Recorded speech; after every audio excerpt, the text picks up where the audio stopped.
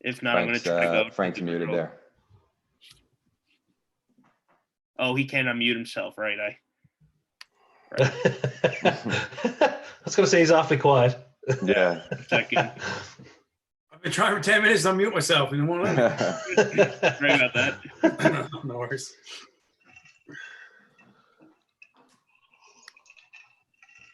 All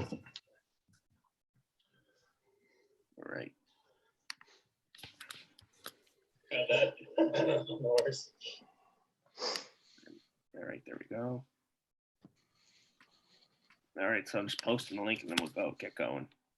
Sounds good.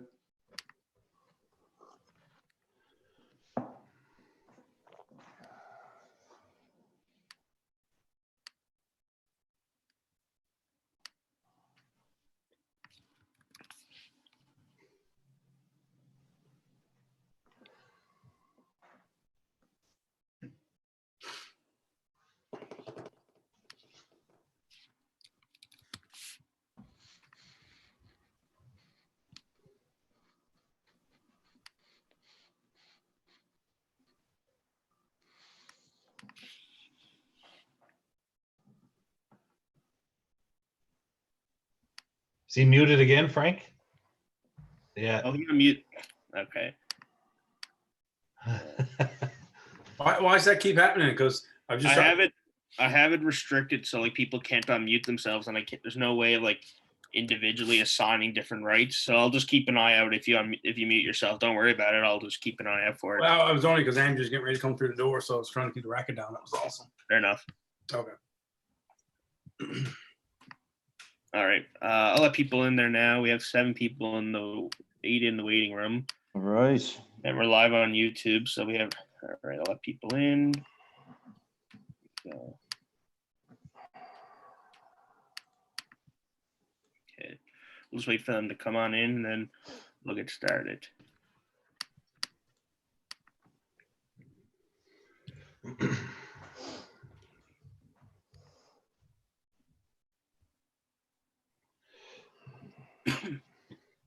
Wait for everyone to make sure they're connected to the audio so everyone can hear us.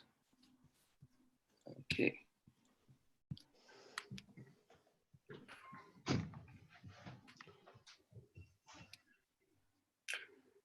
Okay, I think everybody's connected to the audio there. So welcome to our 3rd webinar Wednesday series. Tonight we're joined by special guest hosts Matthew Baldwin, Frank Walsh, and Peter Densmore. For this to run smoothly and to cut down the bandwidth, we're asking that you please leave your video off, and you're all automatically muted as well. So if you have any questions throughout the webinar, please type in the chat or raise your hand, or you can probably message Matthew. And Matthew can ask the question, or we can unmute you here on your end, and you can turn on your video and you can ask Frank or Peter your question as well. But I'll hand it over to Matthew to get us started here. Thanks. Thank you, Liam. So yeah, for those of you who don't know who I am, my name is Matthew Baldwin. I'm currently the president of the Vandals Rugby Football Club, also a current member of the Senior Rock team, and I do a bit of coaching with the local high school Gonzaga here. So yeah, big thank you to Liam and as well as the Newfoundland Rugby Board for giving me this opportunity to host the webinar.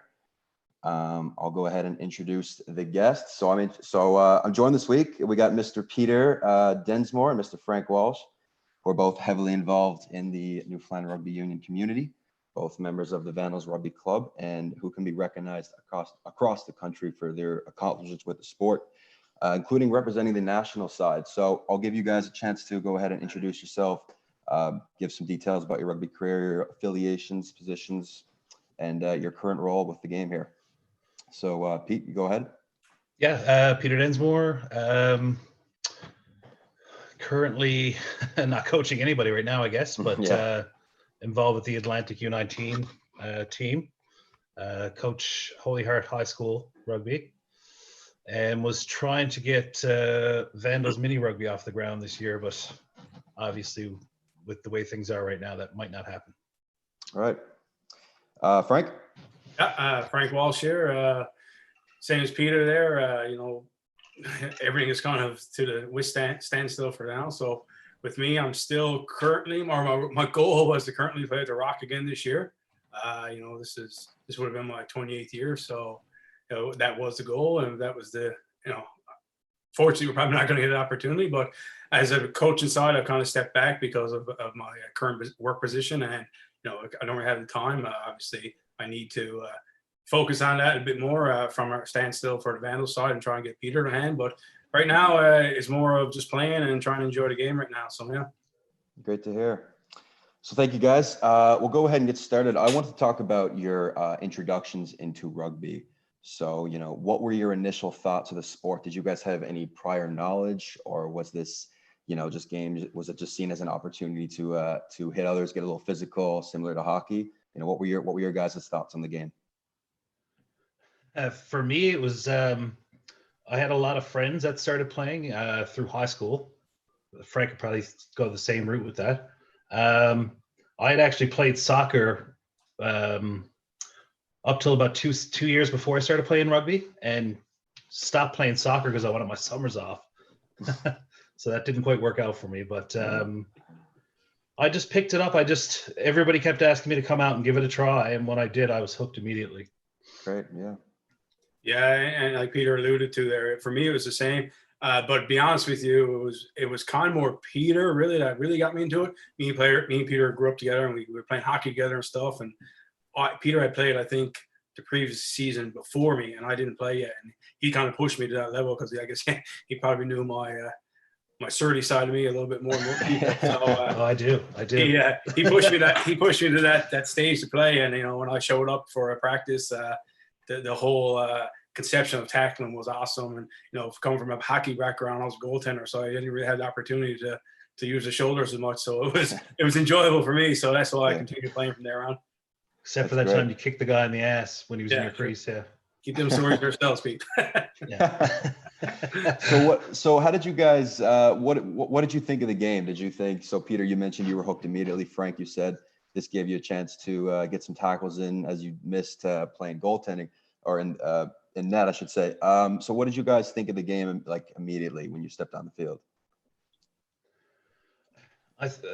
One of the things I really enjoyed about it, which isn't quite the same now, there's just the way you were kind of a unit on and off the field. Mm-hmm. But the other side that was really attractive about it was the fact that anybody could play. It catered to any body type, that kind of thing. Okay. And a lot of people who'd never really played organized sports suddenly found themselves playing a game and excelling at it as well, which was fun to watch and be a part of, right? Yeah.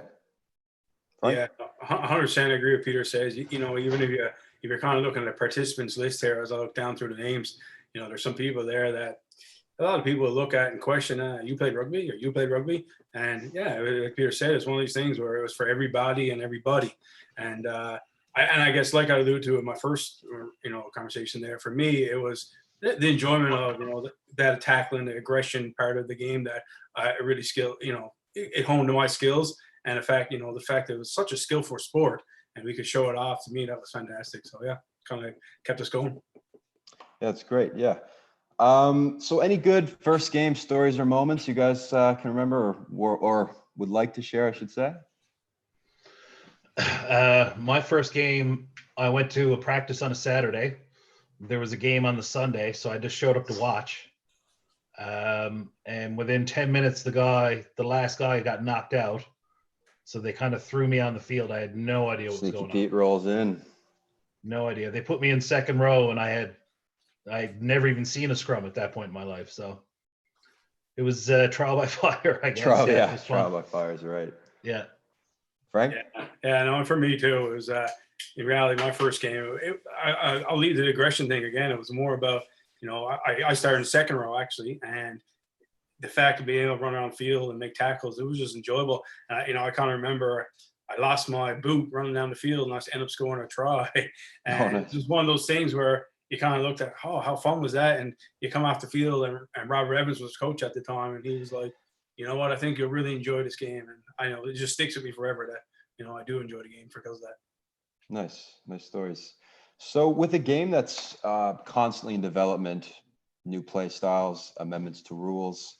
Can you guys give us an image of how the game was played? What style of play was in play there for your guys' first games? Was it simple one-up rugby? Was it spinning it out wide? There was no layers of attack like there is today. So can you give us an image of how that was?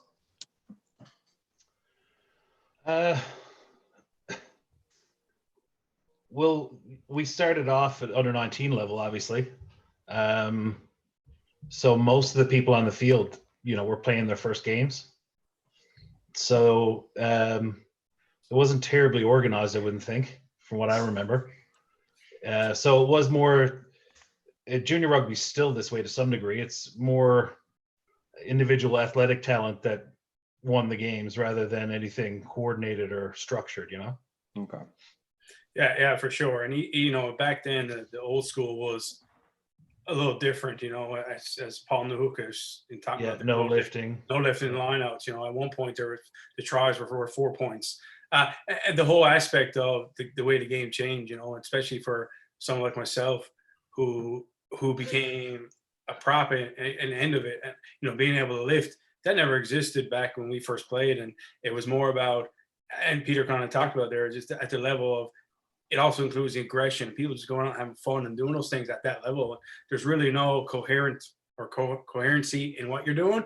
It's hoping for the best, unless the natural talent comes out and that becomes the thing, which majority of the time it does. So Peter coaching at his level, that's what he sees that big time. So that Chater comment there about legal rucking,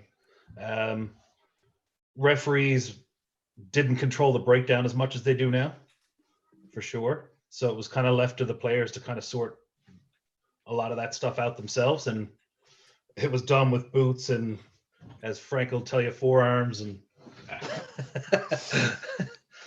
the on elbow. Back then you were, and it was legal. So back then you were able to do those things. So you figure it out was your best option. And within the laws of the game still. And they were laws of the game. It wasn't, there was a difference between a fist and a forearm at that point in time. So those things, certainly, cleat marks. Kenny says cleat marks for trophies. And it worked. You'd go in and you'd be happy that you got cleat marks the next, or when you're out with the boys on a couple of beers, you'd be showing them cleat marks. But you'd be also happy to see the ones you gave Terry Chater, for example. So that's great. Chater was never in a ruck, was he? Fair enough. So moving forward here, when you guys started taking the game a bit more seriously and more competitively, at what point did you guys view playing as becoming more than a game? Was this something that you saw yourselves playing for the rest of your lives? You going, Frank? Yeah, sure. Well, for me, I also played softball, and I was a decent softball player at the time at that age level.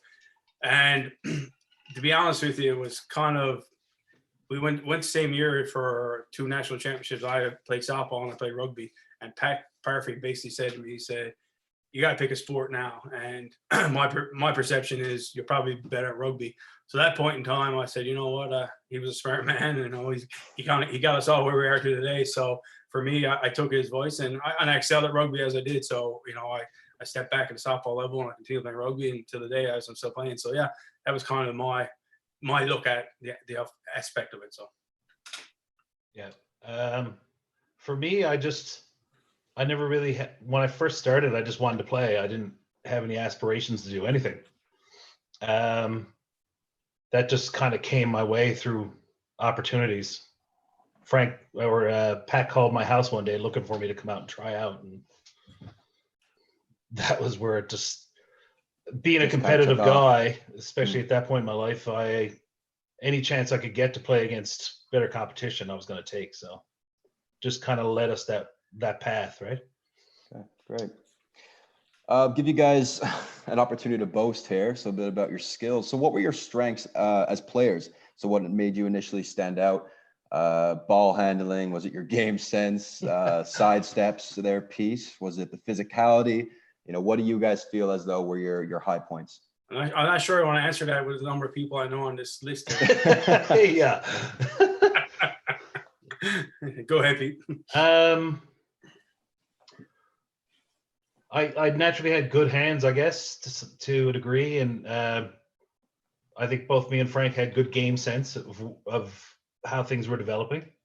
I could spin kick, completely useless skill for my position. He's already ahead of you, Chater. Yeah. Yeah, I don't know. Yeah, I know, and exactly right. Peter said, you know, and he said earlier, you know, with when we were growing up, it was about athleticism for sure. And you know, even as these participants, if I look at 22 of them there, I know most of their names, and we all had that athleticism. So for us, it was, you know, it made the game easier, as Peter said. You know, we had a game sense, but we had the skills, and everyone of those guys had the skills that are on this list right now, and still do have the skills. And you know, I guess combined together in that group and that tightness that Peter talked about earlier, that's huge. So you know, the whole attitude part, personality part of it. So yeah. Great. Okay. Moving into the Rock on the Rock days, I believe is the name. Frank, you've once told me there were days where you would play back-to-back games between provincial sides. So in terms of player welfare, how did the body manage? We were 17. Yeah, you were 17 and 18, but you know, it was attitude. And rum, yeah. And yeah, lots of it, but attitude and like Peter just said a couple minutes ago, it's you know what he enjoyed playing it. He knew that he was going to excel at it once he got that opportunity, and what was going to make him better. So, you know, I'll compare it a little bit to this day and age. It's interesting of, you know, how you can't get people to play when, you know, back then we wanted to play that just to play that, and we would play in 4 days. We would play 6 games. But it was having the fun. It was the fun enjoyment of doing it and wanting to play. I guess the want is my word there. So you know, for that reason, yeah, you wouldn't really worry about how the body handled. That's just part of life growing up at that age, right? Okay. So I wanted to talk about the Rock Rugby days. So how is it that a province as small as Newfoundland and Labrador is, particularly where today rugby is predominantly played on the Avalon Peninsula? So how do we compete successfully against those from Ontario and British Columbia, who have thousands to choose from, as well as multi-tier level club leagues? Passion, commitment. We kind of all bought into the idea that it was everybody against us, which to some degree is still the way we feel about things, right? Yeah. So it definitely made motivation easy, and when you ever got a chance to take a crack off one of those teams and actually beat them, there was no better feeling. So you kind of spent your whole career chasing that, right? And Kenny just said 1994. That was the year we came second at the U19 level in Oakville, and we beat Ontario in the semifinal and in Ontario. So that was, I think, all of us on that team. Every time we see each other, we still talk about that. Yeah, for sure. You know, and you know, is there even to the day, you know, if you look like downstairs in my basement, I've got some posters down there, and I read them every day. Just, you know, you go over the old stuff, and you know, one of the things when we won our first Rock Championships is, you know, Andrew Mooney and Kenny Goodland play with us, and both of them were living in BC, but they want to be that big of a part of it. They flew home, and not only them, there's other guys too, Chris Mooney and anyhow, Kieran Hearn, all these guys, but they wanted to come home from where they were in BC and play with us. O'Leary. Yeah, right. Sean O'Leary, like Rod Snow. You know, it was because we were so, you know, so tight knit that that's what we wanted to do, and these guys wanted to do it too. So it was great to see, and that's kind of, I guess, for the fact that, like Peter said, it was about, you know, cracking them off once and twice, and that made it enjoyable to do that. So yeah. So. And I mean, we got to give Pat credit there as well, because he found ways to get guys home and found funding, either personally or through other people, to get our team back from the West Coast, you know, to make sure we could all travel. Yeah. So we had that financial backing behind us as well, which made a big difference, right? Yeah, big time for us. So. Yeah. So it would seem, yeah, there was a real sense of pride, and still is to this day, for playing for the Rock.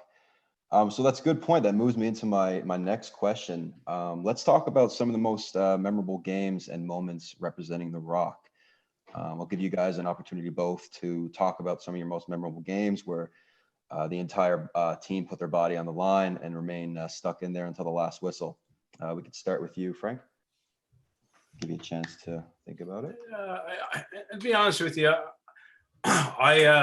games is one thing, and I think you play so many games over a span of your career. They all depending on how much you enjoy it, they all are number one games. I tell you what sticks out me the most, and Peter might talk about it, and you might see some of these guys pop up with some answers. But we trained in Kitty Vitty for years. We had a rugby pitch in Kitty Vitty, and we trained down there as a rock. And it was this time of year, with our rain, our cold weather, it was a rainstorm down there. And I'm not gonna lie to you, we trained and we bet the shit out of each other, and I mean bet the shit out of each other. I can never forget it. We had 5-meter goal line stands, and all we did was kick the living shit out of each other, as Pat would always say. But people came out of that bloodied and bruised, and it was one of those things that, and I think that's what stuck with us for all the championships and everything, all the games that we won. It was that day that led to us doing it. And so games aside, you get your personal moments. I had my personal moments. I scored 2 tries in the final at home in front of everyone. That was fantastic. That sticks out in my head. But overall, I kind of look at the whole aspect of how us as a group were able to do what we did. And I think that day led to it. And, so every game after that, if you enjoy a sport and you enjoy playing with your friends, I think they're all, memorable in my opinion, to be honest with you. So, yeah. If I was to pick one thing that sticks out, it would be probably the halftime in 2005 when we won our first championship. So a bit of background, we had been in the final twice and lost to BC. And now we were in Regina playing the Prairie Fire in the middle of the Canada Games. And just the whole day, it was, there was a bit of media around, there was a buzz around, there was a fairly big crowd there because a lot of the kids from the Canada Games were at the field. Mm-hmm. And we struggled a little bit in the first half. And when we came off at halftime, I just remember everybody in the room knew we were going to win that game. We were down 14-8 or something like that, or 12-7 or something. It was 14-8. 13-8, I think it was. Yeah. And the second half, we just exploded out of the gates and just ran away with the game. So I'll never forget that. That quiet confidence going around the room where you're sitting there and everybody was quiet. Nobody really had to say anything. It was just just get us to the second half. Let's go. So that always really stuck out with me. Sure. Nice. Yeah. On YouTube, actually, you could find an exhibition game at home versus Salta from Argentina.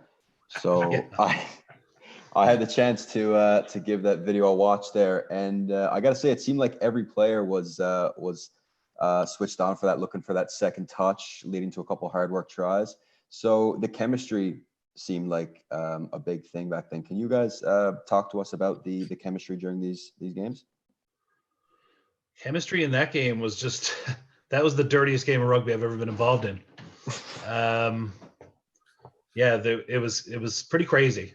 At one point, they actually had to clear the far side of Swatters Field because one of their wingers jumped in the stands and started fighting someone. Don't see that today. Yeah, so nothing galvanizes a team like being up against it like that. Right. And that was an Atlantic Rock team, so that would have been the year after we won in 2010.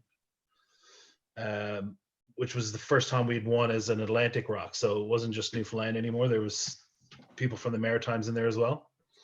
But yeah, it was just Pat said in the change room, I'll never forget it. He was like, they're going to be dirty. And he kept mentioning it. And I was like, it's really weird that he just keeps on mentioning that. Right. Mm-hmm. And the first scrum of the game, when we were coming out of the scrum, the other hooker punched me straight in the eye socket when I still had my head down. And I thought my eyeball was gone at first. He hit me so hard. And I was like, I guess Pat was right. And the whole game, it was just punches and kicks and punches everywhere. Yeah. And it also goes back to even though we were Atlantic, we still had that, tight-knit squad. Everyone wanted to play together. So, we all stood up for each other and backed each other. That's what you did. And that's how it works, right? So, anyhow. Open field roundhouse kick. Kick, oh yeah, there was an open field roundhouse kick, no call. Yeah. Sounds about right for that game, yeah. Any other good moments comparable to the Salta game you guys would like to share or not share? Nothing compares No to that clearing in terms of dirty. the bleachers, no bench brawls, nothing. No, that's that, and that was the thing about that even back then. Like rugby back then, some of those things were still acceptable. They weren't that far out of the laws, right? So, even the punch that Peter took, it wasn't far out of the laws. Now it was dirty, but it wasn't far out of the laws. Other than it was a closed fist. So those little things you would always take it upon yourself to fix, or to take care of in a sense. And you certainly had your guys who did that, and you had other guys to pick up for those things. So every time you played the game, you knew something was going to happen, and every team's the same. It was no different than NHL hockey in reality, where you know who the fighter is, or you know who's going to get back at you.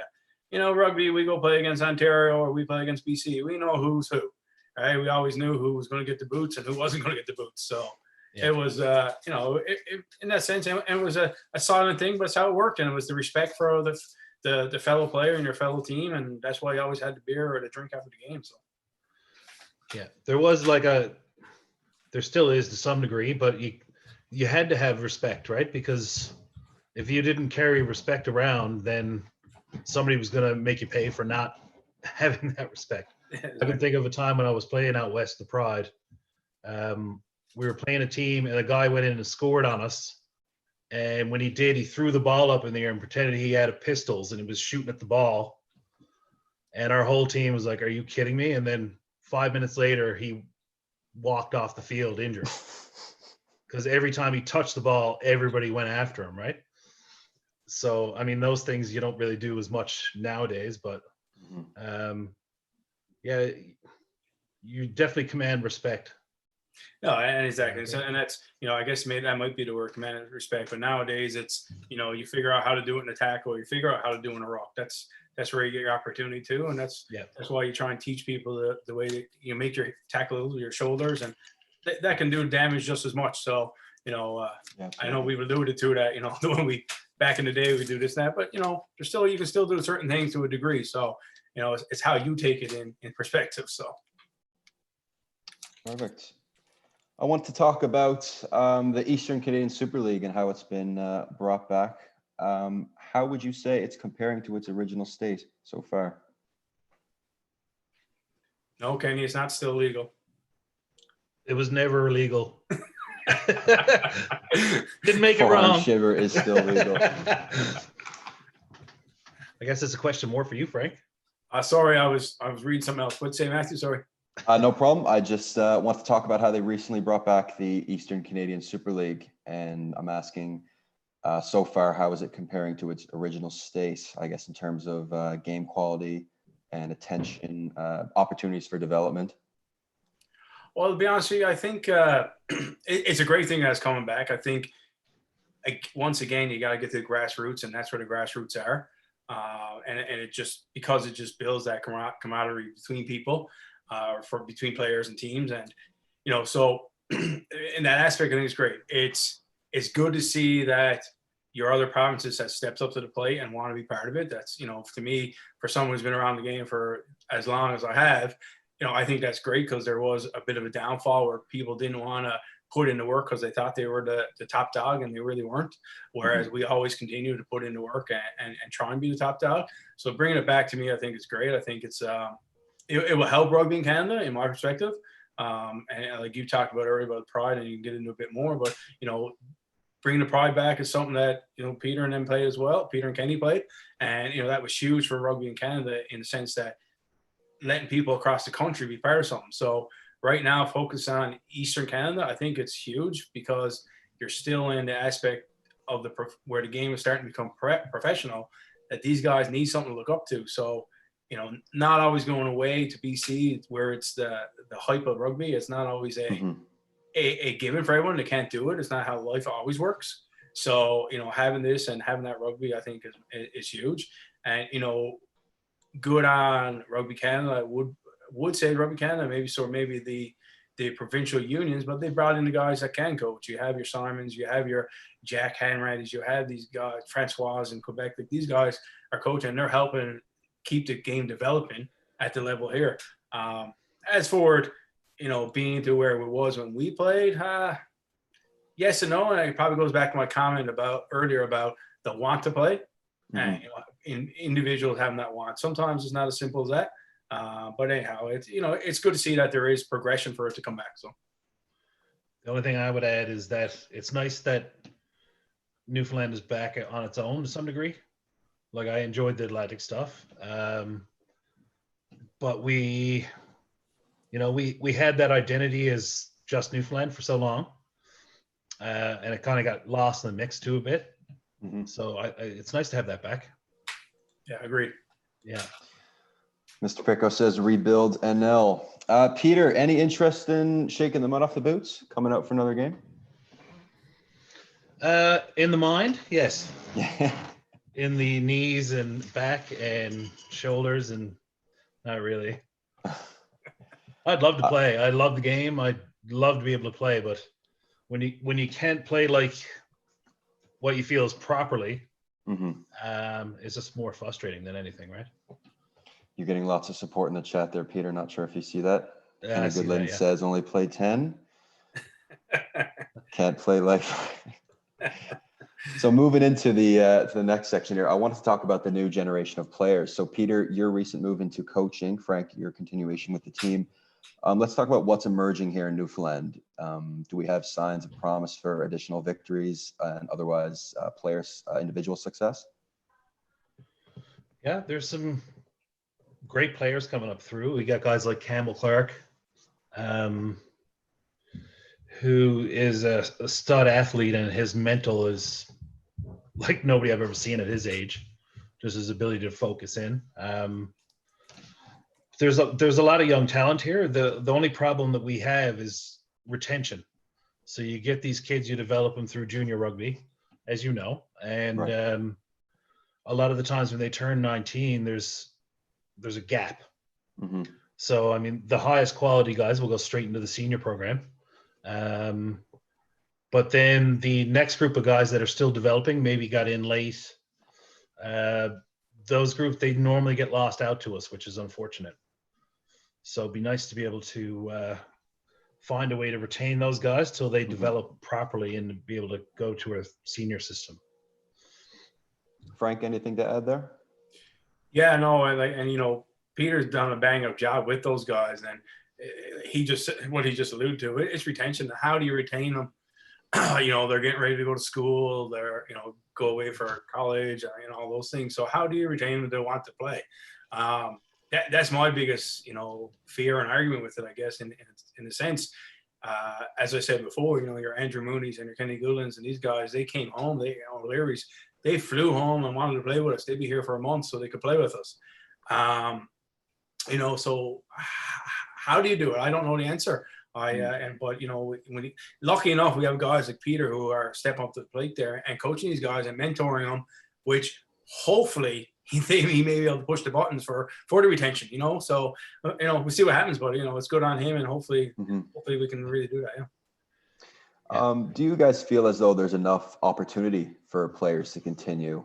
I know we just briefly touched on the Eastern Canadian Super League. But as you mentioned earlier, a lot of players see the BC League as this, go-to place for all things rugby. Across Canada, I should ask, is there enough opportunity with national teams, universities and colleges, the recent addition of the MLR? How do you guys feel about all this?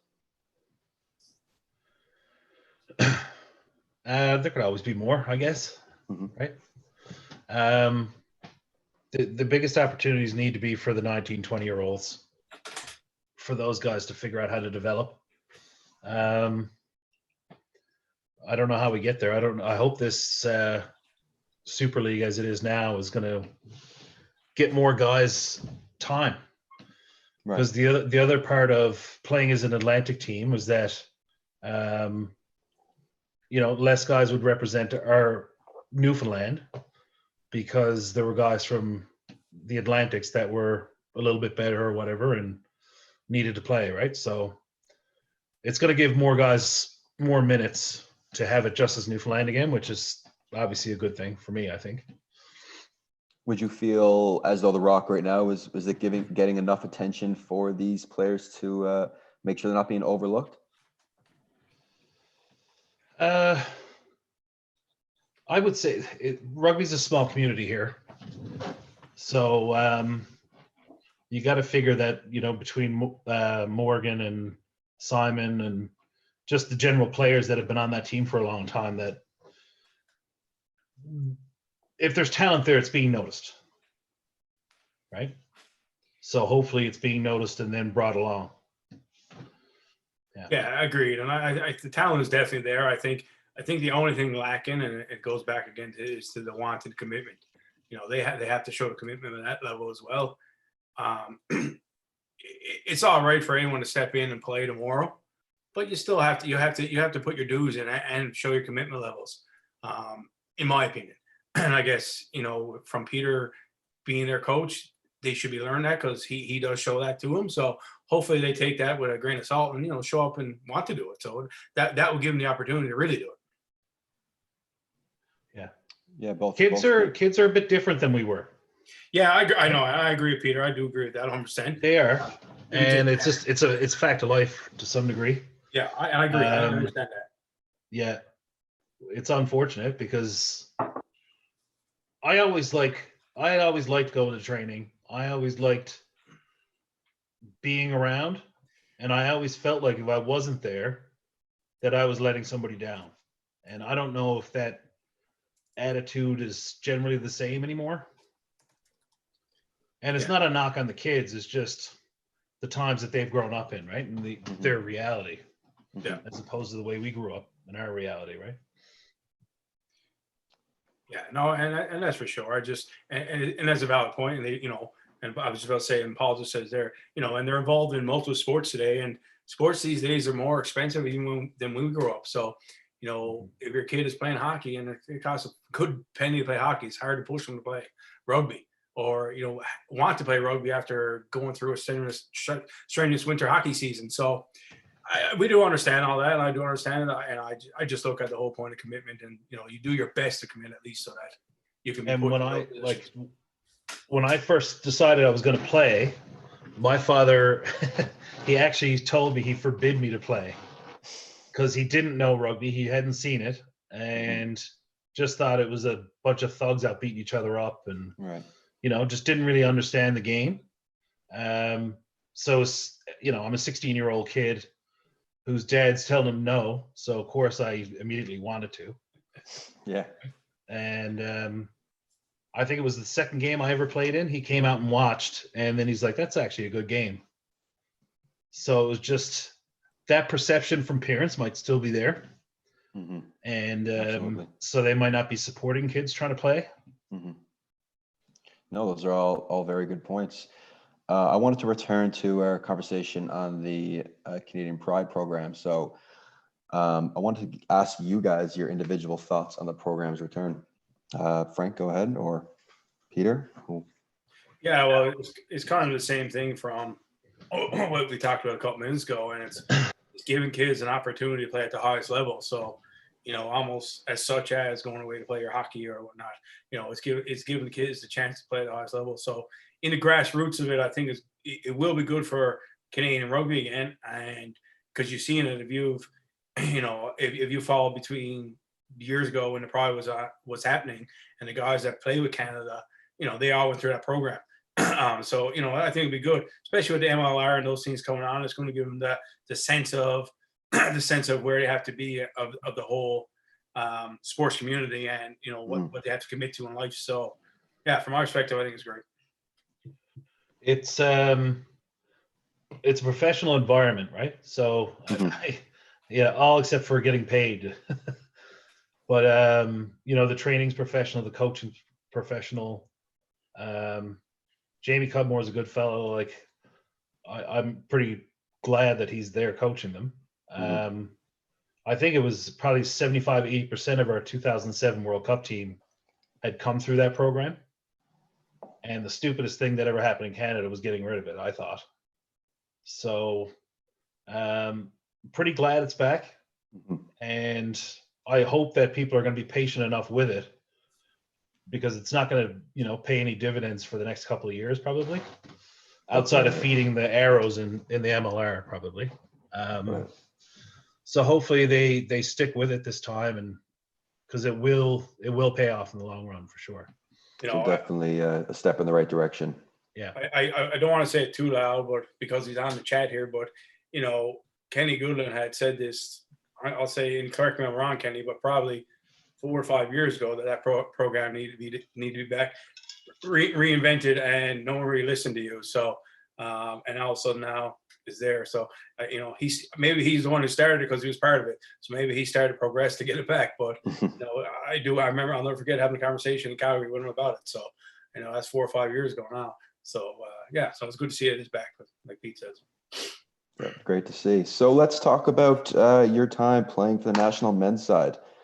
Both of you being capped players. Give us a discussion about your time wearing the Canadian jersey. I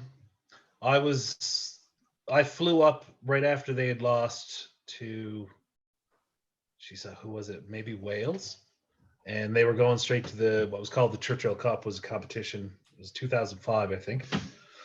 And they've gotten pretty handily beaten on the Saturday, and I met him on Sunday. So the week of training was absolutely brutal. It was a fun experience. I was offered to stay around for another week and didn't take it because we had a game with the Rock against Toronto that I wanted to be there for.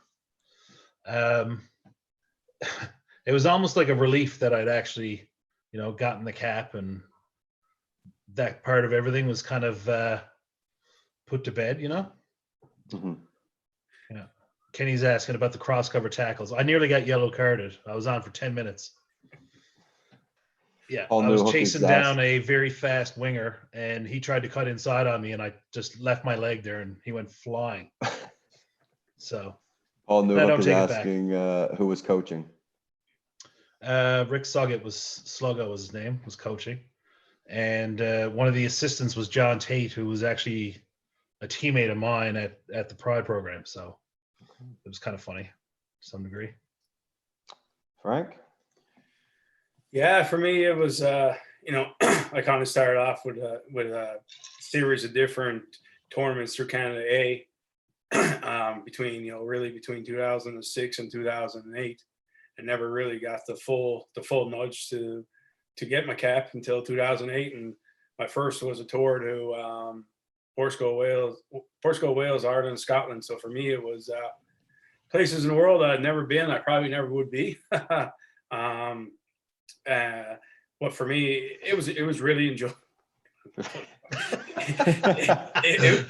And fair enough, I was, it was a late bloomer in my position, in a sense. I don't really disagree with it in a sense, but I also, I have my own opinions of certain people who didn't like certain things I did. So unfortunately, it didn't get me maybe the earlier boost to where I was. Because as a team, playing with the Rock, and this is patting pat ourselves on the back. We had the best pack in Canada for 10 years. And none of us were other than the Snow, were in the Canada side. So, and Rod had made the comments for several years in a row that, the best front row is myself, Peter, and Rod, and we're not even in that program. So anyhow, just leading into it. So with me going that first tour, that was huge. It was somewhere I never would have been without that. And it was enjoyable. The professional atmosphere was there. Kieran Crowley was my coach, so he gave me opportunities to play it and to enjoy it. So to me, that was good. So I enjoyed it.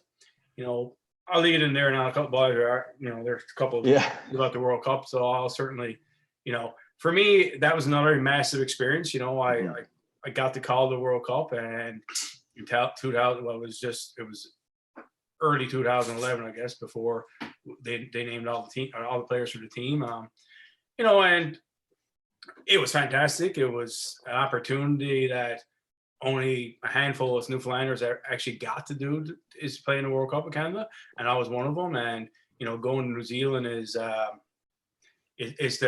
world rugby spot of the world. It's you come to Newfoundland and or Canada, you see hockey billboards. You go to New Zealand, you see rugby billboards. You see Jonah Lomu, you see Dan Carter on the walls, on the billboards going across the cities.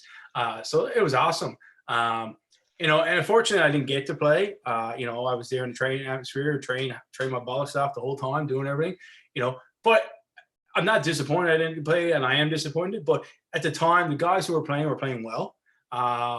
They got the first start, and when they played well, and you can't take that from them. You can't just say, oh, well, we're going to put this person or that person player in. No, they were playing well, and you're there to win, no matter what you say or what you look at. If you think that, most people say, oh, New Zealand's going to beat Canada by 100 points. Yeah, they may be, but we're still there to win. And at the time, the guys are playing, so there's no hard feelings on one of us. You had disappointed, I think, at some time, but that's how it goes. They were playing well, and they deserve to be playing as well. So you could say the same thing if I played and they didn't play. So unfortunately, that's how the cookie crumbles. But it was a great time. You had, lucky enough, my wife was able to come, and she got to enjoy New Zealand as well. We were there for 6 weeks, 7 weeks, so we got to enjoy the culture of it, and that was good. And the fact that with Kieran Crowley, that's what he always wanted us to enjoy the culture. So it was good to do that. We were able to do things. So I had a great time with it, and throughout the whole Canada experience from 2008 or 2005, 6 to 2012. I had a great experience, and I would recommend any kid that wants to, push themselves to the limit to do it, and that's it's enjoyable. So both great stories and incredible accomplishments.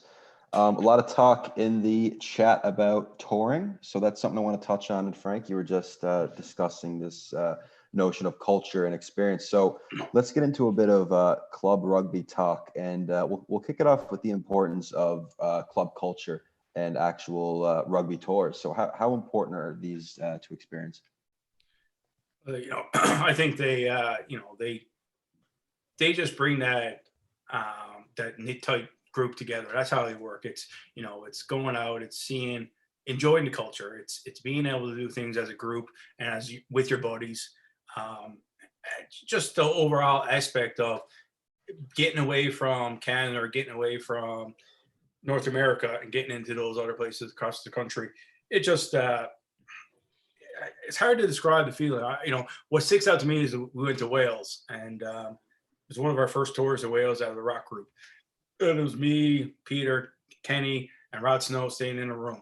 And I shouldn't say it out loud, but we had a few beers every night. But it was something that we enjoyed, and it got us together. The next day when we got up and trained, and then 2 days later when we played a Welsh team and we beat them.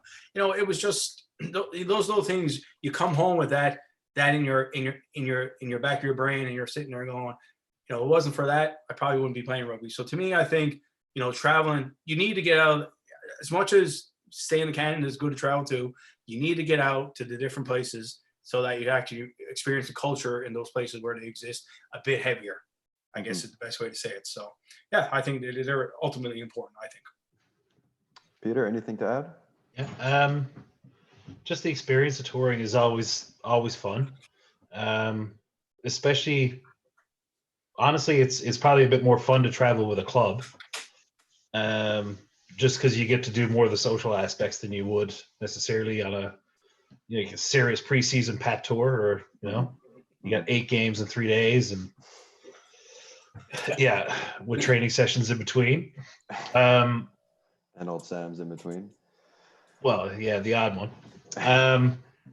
Yeah, the Boston trip that Kenny was talking about, that trip was a lot of fun. Pat took us there on a serious tour down through the East Coast. So we were to play Cole Harbour, then go down and play a team at Harvard, and then come back and play the Loyalists in Fredericton. And we kind of decided as a team that we were going to have fun on this trip, because most of us at that point were only in our early 20s. Mm-hmm.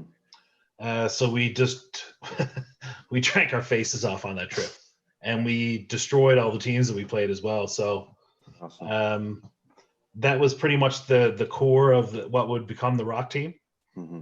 And the one thing about it was touring with that kind of a group brought us together. And, you kind of, some guy you wouldn't really talk to as much. You'd talk to more on a trip. You'd see more of their personality probably than you'd see just training at home. So you get to understand people a bit better even. Mm-hmm.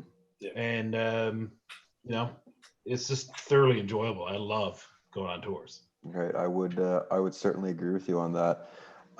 So let's go into a bit of the current situation with the Vandals. So anyone who is not aware of our current situation due to a number of factors, out migration, struggling to field junior and senior players, we were unable to field an entire team for 2019. So some players dispersed, played elsewhere. Peter, I want to give you an opportunity to talk about the Vandals plan right now, our mini program, our grassroots approach, and also just an idea of how not only the Vandals, however, every club here in the Newfoundland Rugby Union can boost its player interest. Recruitment's hard in rugby, but I do think that the mini program is the way to go. So we'd been in discussions over the winter to start up a mini program of our own, Mm-hmm. Which was going to be supported by the NRU as well. Basically, the plan would be right now that over the next couple of years that we get this mini program going so we can try to get a junior team back on the field, which will hopefully in the next 5 to 6 years lead us to be able to field a senior team again. That's the goal. It's obviously not going to be easy. We just need to do more. We need to be better at recruiting too. And what I'm hoping is that we've got a lot of ex-players now that are, their kids are getting into their teenage years. Obviously Gumby's kids are, as he's right.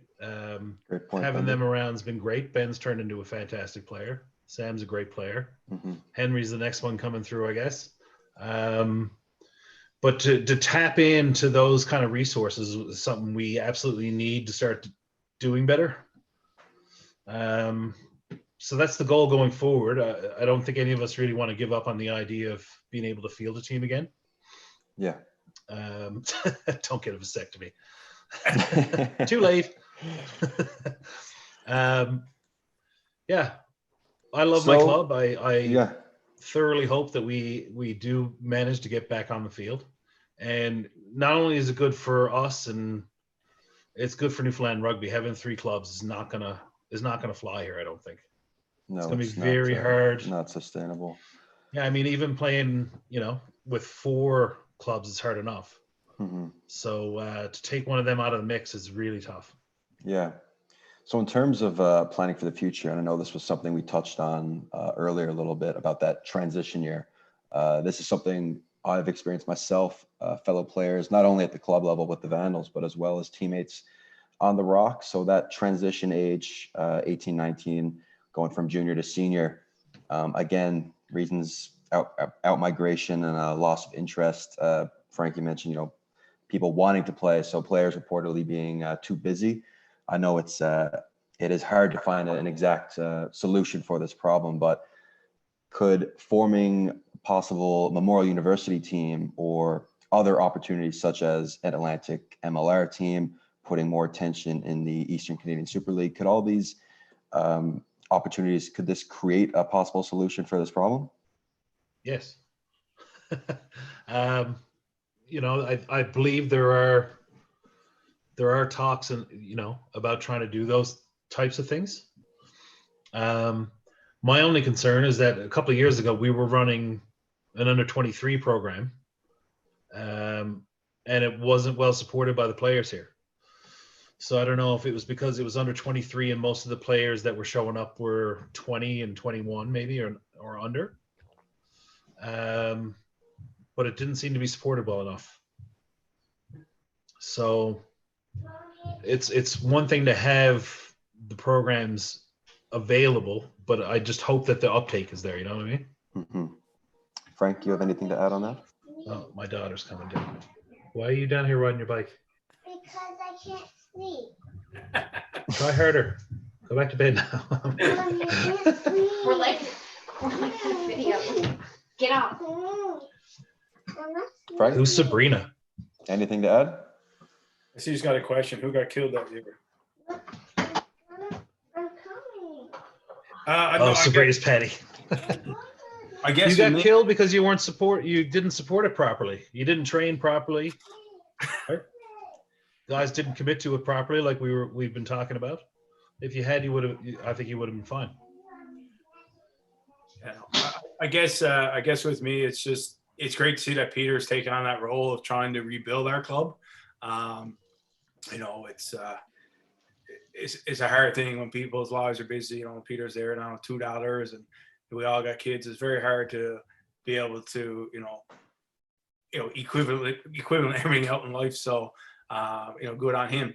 And as well as even if rugby was happening this year, he'd be coaching the under 19s or under 20s again. So, great for him to take a reins. Obviously he's going to need help, and that's somewhere where we got to figure out as a group of who we are. We know who we are, is what I should say, and we got to figure out how we can help him and help the program so we can rebuild a Vandals club again and continue. We've been playing this sport for 20 plus years, and with the same club.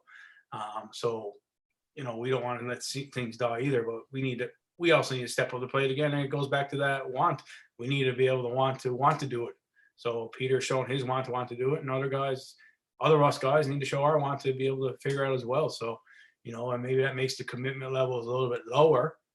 Don't have to be as committed so that you can do those things. And I think from, Peter talked about we all got kids and whatnot, and I think with us, we might end up with a girls team first before we end up with a boys team. But, we've got, there's only 2 or 3 kids out there from our group right now. So, yeah, no, it's something we need to work on. Unfortunately, it's taken us too long to get to this point. And what's happened is what led us to this point, which is not the right way to do things. We need to be proactive, not reactive. And right now, we're being reactive. Unfortunately, that's what we got to do. So we just need to figure out as a Vandals group how we do it. So Both great points. So as we wrap up this, we're nearly at the hour. I will open the floor up to anyone that wants to pose a question to myself, Peter, or Frank. Lance Penny, get our girls team. The boys will follow. Yeah, if they follow my girls, I'll kill them. Kenny Goodland, any nicknames? I was called Dennis Moore by a guy I played with in junior because he actually thought my name was Dennis Moore, and somebody called me Peter. And he looked at me and he's like, "Why are they calling you Peter?" I was like, "Because it's my name." He's like, "No, it's not. It's Dennis." And I looked, I was like, "What are you talking about?" He's like, "Dennis Moore." And I just started cracking up laughing. Another one I had was Paul Denshaw, because they called me that in the paper one time. So that was a lot of fun. Yeah, for me, one's only really ever stuck to me, and that, funny enough, it's Peter who named me, but we were in a huddle actually in the dressing room, and I think we were outside. I don't know, we were in a huddle somewhere, and anyhow, the speech was going on, and at the end of it, I said something that was surly wise, and Peter said, "Oh yeah, here we go, surly again," and ever since then it's been surly. It's been 20 years. So, yeah, that's about it for me. That's great. Ray Smallwood, favorite tour story that wasn't a game? These may not be able to be disclosed live on air. I got one. I'll leave the names out of it, but I can be disclosed. We were on tour. We were on tour in another country, and one of our players. We were in the middle of the bar having a few drinks after a game, and one of our players ended up getting smacked with a bottle over the head. Anyhow, so he got thrown out, and the other guy got thrown out, and I was kind of walking away. Me and a couple other fellas were walking away, and we managed to see this fella in the little hallway, like hiding away. Anyhow, he didn't last much after that. That was a bit of a fun story. I think someone might have alluded to it earlier in the chat room, to be honest with you. But I think every story that ends up playing rugby, you end up with you have all kinds of stories just for the fact that you're out enjoying your time with the guys. So I think it's always fun. There was a drink called Rev that came out in the early 2000s. It was kind of like a vodka Red Bull type mix. And we were on a Vandals trip, and one of our senior members decided that, seeing as we had a game the next day, I'm going to drink Rev all night because that won't get me messed up. And I think we found out about 4:00 in the morning in an alleyway outside the bar. It's needless to say, he had a great game the next day. There's a lot of stories that probably couldn't be told here. We have another one here. What was the toughest front row or team you played against besides for the Celtic crowd? Anyone in particular come to mind?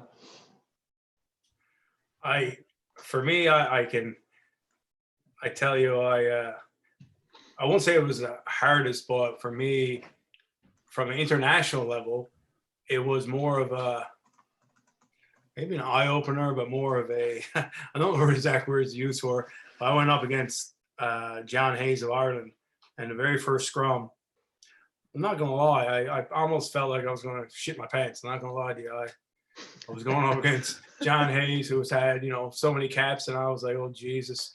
And when we hit hard, and I didn't move, and he didn't move, and it was one of those feelings. And anyhow, after the game, he came over, bought me a beer, and he was like, I looked at you, and I looked like I had about 100 pounds on you, and this, that, and he said, but you know what, you didn't budge, and you were very, very, very hard to scrummage against. For me, that was pretty cool for me in that aspect. So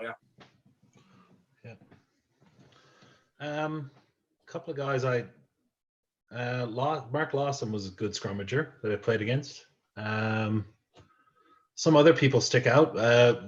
Probably the best scrummaging sessions I ever had were against Shannon Goodyear, who actually taught me a few tricks when we were growing up. So he knew how to counter a lot of the things that I would try to do, and likewise me the same way. So it was always a lot of fun to play against him in those situations. Terry Chater asks, explain the front row play hard hat. Go ahead, Peter. It's kind of self-explanatory, isn't it? You're just basically smashing heads with the guys across from you.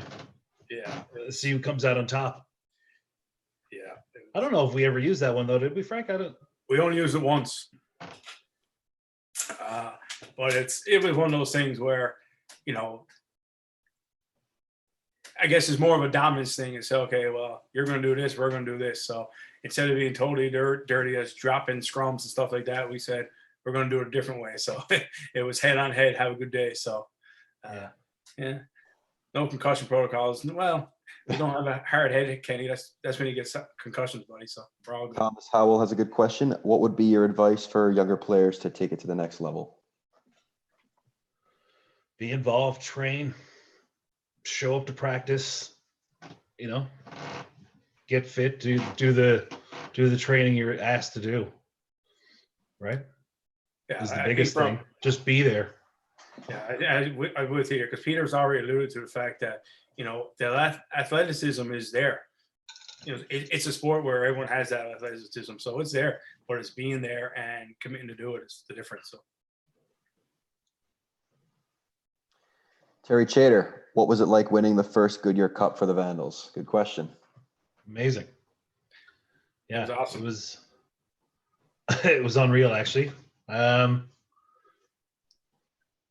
It was awesome. I don't know another word to describe it. It was funny because I hadn't really thought about it in a while, and recently somebody was Wes Aylward was looking for pictures, and there was a picture of us right after winning, and we're all giving the finger to the camera with our team photo, and that was just fun because at that point there's the Swailers and everybody else. And we managed to take them down. So that was something we took a lot of pride out of, I think. Yeah, big time. As soon as I read the question, I actually got chills going through me because it was awesome. It was one of those things. And once again, it go back to what we talked about. I was away playing in BC as well then. So me, Kenny, and Andrew flew home to play the Vandals. Played the Vandals for 2 weeks. Yeah. So We pulled a pad on that one too. exactly pulled a pad on himself. But that's what it was, because we wanted to win. We wanted to play with our buddies and stuff. So for us, that was awesome. So. Another question there from Mooney. How did you guys feel about your BC playing experience? I had a great time there. I coming from a place where you only have 4 clubs and you're not anonymous. So guys get so used to the way you play, the steps you use, the way you think about trying to attack or defend, or so everybody knows each other almost, so you're too comfortable with everybody. Mm-hmm. So then when you get to go to you're playing a different team week in, week out, then you really get to kind of try out your skills against guys who don't know exactly what you're going to do. So that was probably the biggest difference for me going out there. Yeah, and for me, it was it was a great experience, and it was playing with the players who were at that skill level of that you thought you were at the time. So it made for the rugby to be better. I went to Castle Wanderers, and they treated me no different than the Vandals or the Rock did. So for me, it was fantastic. Kenny got me there, and if my life wasn't in Newfoundland, I would have went to BC Victoria in a second and lived, because it was that good. It was just everything about the rugby, the whole culture of it, and what happened there. So yeah, it was fantastic. Mike asks, will the Eastern Canadian Super League be back in 2021? And if not, will the CRC come back? Very good question. There is talks of, when this is lifted, to do touring and bringing back a sort of Atlantic all-star team. Of course, nothing set in stone as of right now. So if all goes well, we will see rugby again in 2021. Definitely local league. Not sure how they'll manage with the travel restrictions. I don't think you'll see the CRC come back. I think they've kind of overextended that boundary, and I think they've realized it. And I think the fact of having MLR and the pride is what's going to keep the CRC away, which is probably the right thing. Any other questions?